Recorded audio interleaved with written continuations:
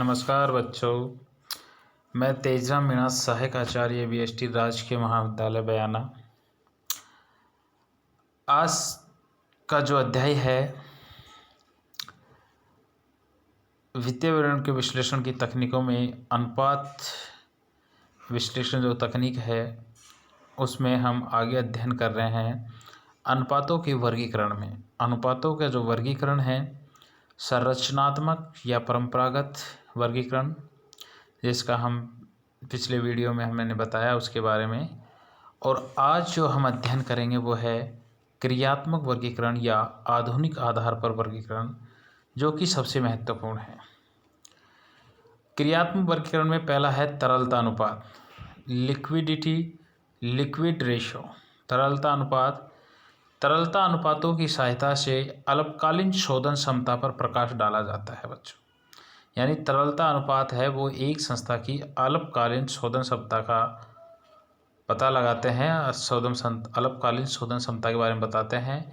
ये अनुपात है तरलता अनुपात मुख्य रूप से 3 प्रकार के होते हैं।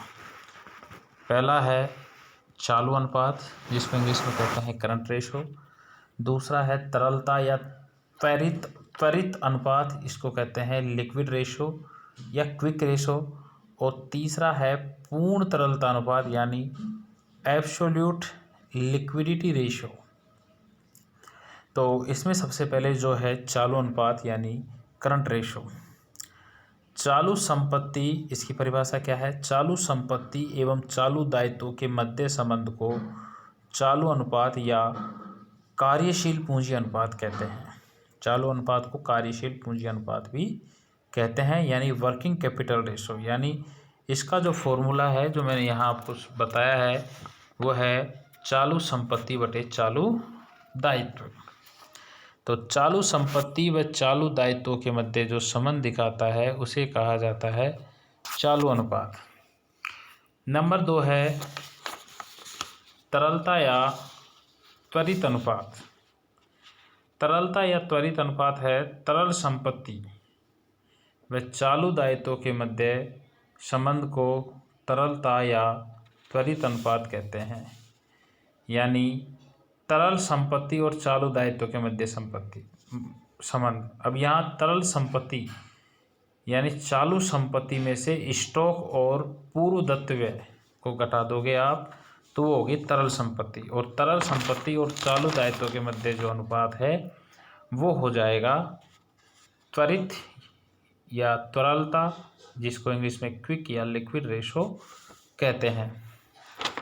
चालू अनुपात के बारे में बात करें तो चालू अनुपात आदर्श अनुपात जब माना जाता है जब वो 2:1 में हो। यानी चालू संपत्तियां और चालू दायित्व के मध्य अनुपात होना चाहिए 2:1 का, तो आदर्श अनुपात होगा।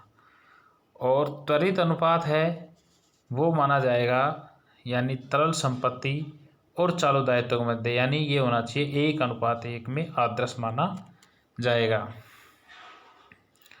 ध्यान रखो बच्चों, तरलता अनुपात, त्वरित अनुपात और अम्ल परख अनुपात, एसिड रेशो, ये तीनों एक ही है। तरलता भी यूज कर सकते हो, इसको लिक्विडिटी रेशो भी कह सकते हो, इसको क्विक रेशो भी कह सकते हो, और इसको एसिड टेस्ट रेशो भी कह सकते हो, अम्ल परख अनुपात। अब नंबर 3 पर है पूर्ण तरलता अनुपात, एब्सोल्यूट लिक्विडिटी रेशो। यानी तरल संपत्तियों व तरल दायित्वों के मध्य जो संबंध होता है उसको पूर्ण तरलता अनुपात कहा जाता है।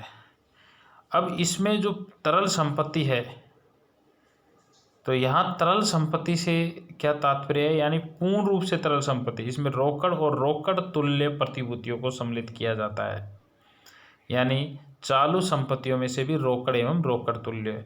और जो तरल दायित्व है उसमें सिर्फ चालू दायित्व में से आपको बैंक अधिविकर्ष को घटा दोगे तो वो हो जाएगा तरल दायित्व। और ये अनुपात 0.5:1 होगा, तो इसको आदर्श स्थिति में माना जाएगा। तो ये थे क्रियात्मक वर्गीकरण में तरलता अनुपात। तो आज हमने जो अध्ययन किया वो किया क्रियात्मक वर्गीकरण, अनुपातों के क्रियात्मक वर्गीकरण में तरलता अनुपात, क्रियात्मक वर्गीकरण में तरलता अनुपातों में 3 अनुपात थे, चालू अनुपात, त्वरित अनुपात और पूर्णतः तरलता अनुपात। धन्यवाद।